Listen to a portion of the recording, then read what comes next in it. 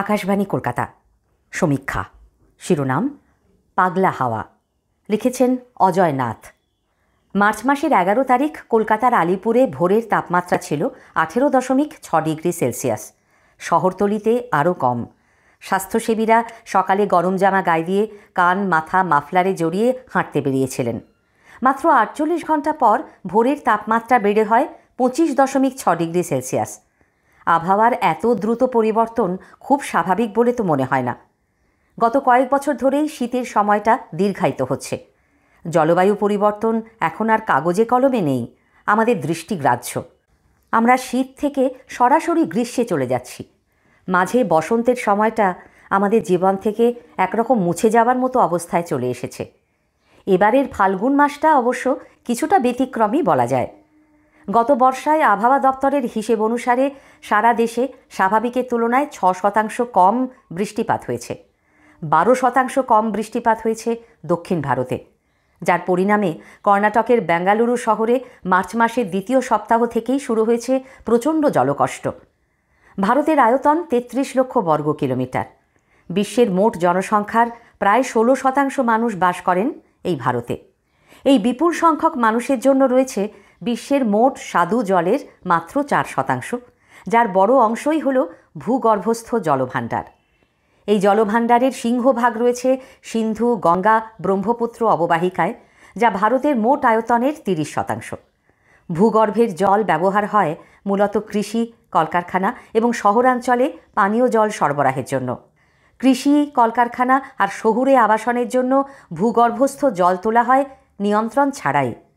তাছাড়া গত কয়েক দশক ধরে বিশ্ব উষ্ণায়ন ও জলবায়ু পরিবর্তনের জন্য বৃষ্টিপাতের পরিমাণ এবং বন্টন ব্যবস্থায় বড় রকমের পরিবর্তন এসেছে, যার ফলে ভূগর্ভে যে পরিমাণ জল সঞ্চিত হয় আর যে পরিমাণ জল উত্তোলন করা হয় তার মধ্যে ভারসাম্য বজায় থাকছে না।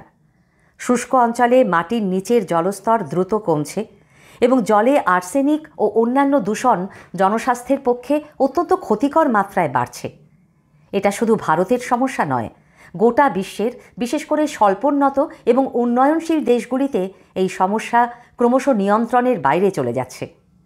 বিভিন্ন দেশের জাতীয় ও আন্তর্জাতিক আবহাওয়া সংস্থা, যেমন ভারতের মৌসম বিজ্ঞান বিভাগ, কয়েক ঘন্টা, 2 থেকে 7 দিন, কয়েক মাস বা ঋতুভিত্তিক এবং বছরের বা দশকের আবহাওয়া ও জলবায়ুর পূর্বাভাস দিচ্ছেন।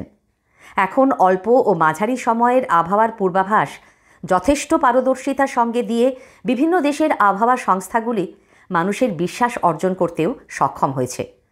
আবহাওয়া সংক্রান্ত তথ্যের জন্য রয়েছে নির্দিষ্ট উপগ্রহ। 17 ফেব্রুয়ারি 2024 ইসরো এরকমই একটি উপগ্রহ উৎক্ষেপণ করেছে। কম্পিউটারের সাহায্যে সেই তথ্যের বিশ্লেষণ করা হচ্ছে নিখুঁতভাবে। তাই আবহাওয়ার সতর্কবার্তার সাহায্যে প্রাণহানি শুধু কমানো নয়, অতি সীমিত করাও সম্ভব হয়েছে। কিন্তু শ্রমজীবী মানুষ, যারা চরম আবহাওয়ার মধ্যে কাজ করতে বাধ্য হচ্ছেন, মৃত্যুও হচ্ছে, তাদের জন্য শুধু আবহাওয়ার সঠিক পূর্বাভাসই যথেষ্ট নয়, আরও কিছু করা প্রয়োজন। আমাদের দেশে পর্যটন শিল্প দিনে দিনে বেড়েই চলেছে। হিমালয়ে যেমন দেবী দেবতার বাস, তেমনি রয়েছে প্রাকৃতিক সৌন্দর্যে ভরপুর অনেক পর্যটন কেন্দ্র। তাছাড়াও আছে ট্রেকিং সহ হাজার রকমের অ্যাডভেঞ্চার। ফলে সরকারিভাবে নানা উন্নয়নের কাজ চলছে। রেল ও সড়ক যোগাযোগ বাড়ানো হচ্ছে। তীর্থযাত্রী আর পর্যটকের সংখ্যাও বেড়েছে। হোটেল ব্যবসার জন্য নিয়মবিধির কোনো তোয়াক্কা না করেই তৈরি হচ্ছে ঘরবাড়ি, কাটা পড়ছে গাছপালা। যানবাহনের সংখ্যা বৃদ্ধির সঙ্গেই বাড়ছে ধুলো, ধোঁয়া, শব্দ ও প্লাস্টিক দূষণ।